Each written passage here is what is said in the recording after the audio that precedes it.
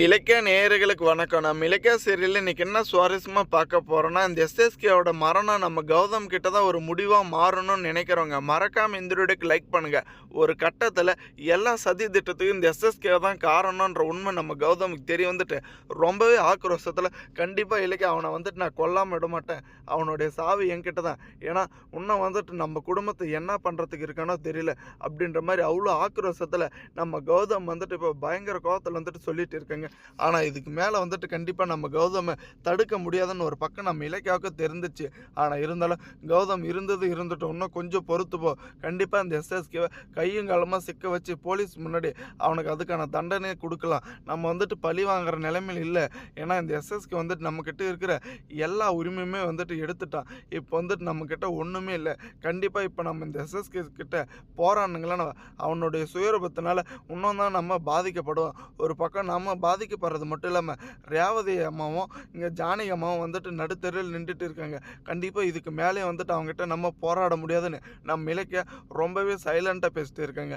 ஆனால் நம்ம கௌதமால் இந்த ஒரு ஆக்ரோஷத்தை வந்துட்டு அடக்க முடியலைங்க.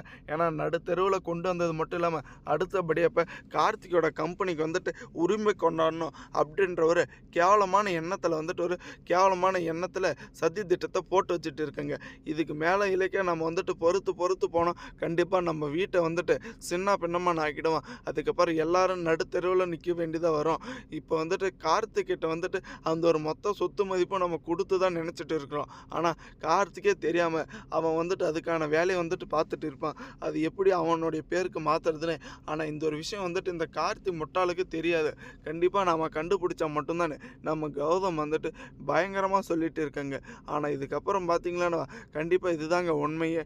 ஏன்னா நம்ம அஞ்சலி பேரில் மாற்றுறதா இல்லை பைரவி பேரில் மாற்றுறதானே வீட்டிலே ஒரு வாக்குவாதம் நடந்துட்டு இருக்கு. அதில் இந்த எஸ்எஸ்கே வந்துட்டு 2 பேருக்குள்ள எதுக்கு சண்டை, இந்த இலக்கியா இருக்கா அப்படின்றதுனால தான் இலக்கியாவை கௌதம் வீட்டை விட்டு வெளியே விரட்டினேன். அவங்க உங்களுக்கு போட்டி இருக்கக்கூடாதுன்னு. இப்போ நீங்கள் 2 பேருமே போட்டி போட்டால் நான் வந்துட்டு எங்கே போகிறது? இதுக்கு மேலே வந்துட்டு நீங்கள் சண்டே போடக்கூடாது. அந்த ஒரு கம்பெனி பேர் தானே, நானே வந்துட்டு ஒரு நல்ல முடிவாக சொல்கிறேன், என்னுடைய பேருக்கே மாற்றுங்க அப்படின்ற மாதிரி இந்த எஸ்எஸ்கே வந்துட்டு அவ்வளோ ஈஸியாக ஒரு பதிலை கொடுத்துருவாங்க. இந்த அஞ்சலி வந்துட்டு சரிப்பா உங்கள் பேரில் இருக்கட்டுன்ற மாதிரி சொல்லிவிடுவா. ஆனால் பைரவி ஒருபோதுமே வந்துட்டு இதில் சம்மதிக்க போகிறது கிடையாதுங்க. ஏன்னா பைரவிக்கு முன்கூட்டியே தெரியும் இந்த ஒரு கம்பெனி பேர் வந்துட்டு இழந்தது காரணமே நம்ம இலக்கியா தான். ஏன்னா ரொம்பவே அங்கீகாரத்தில் இருந்தாங்க. இந்த அஞ்சலியும் இந்த பைரவியும் சேர்ந்துக்கிட்டு நல்லாவே வந்துட்டு அந்த ஒரு பணத்தை கொள்ளையடிக்கலாம்னு நினச்சிட்டு இருந்தாங்க.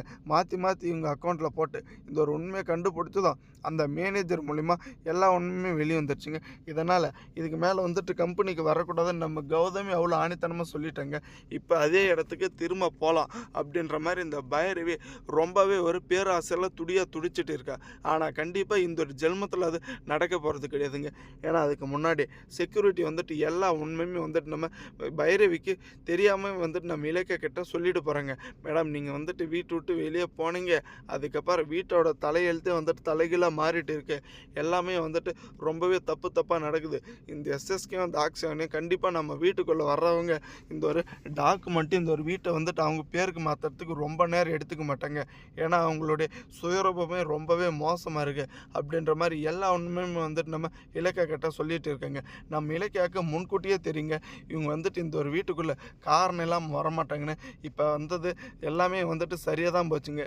ஏன்னா இந்த ஒரு விஷயம் நடந்துட்டு இருக்கிறது கௌதம் கிட்ட சொன்னால் கௌதம் இன்னும் தான் ஆக்ரோஷத்தில் கண்டிப்பாக அவங்கள ஏதாச்சும் பண்ணுறதுக்கு தயாராகிடுவான். தேங்க்ஸ் ஃபார் வாட்சிங். இலக்கிய நேயர்களுக்கு மறக்காமல் உங்கள் கருத்துக்களை கமெண்ட் செக்ஷனில் கமெண்ட் பண்ணிட்டு போங்க.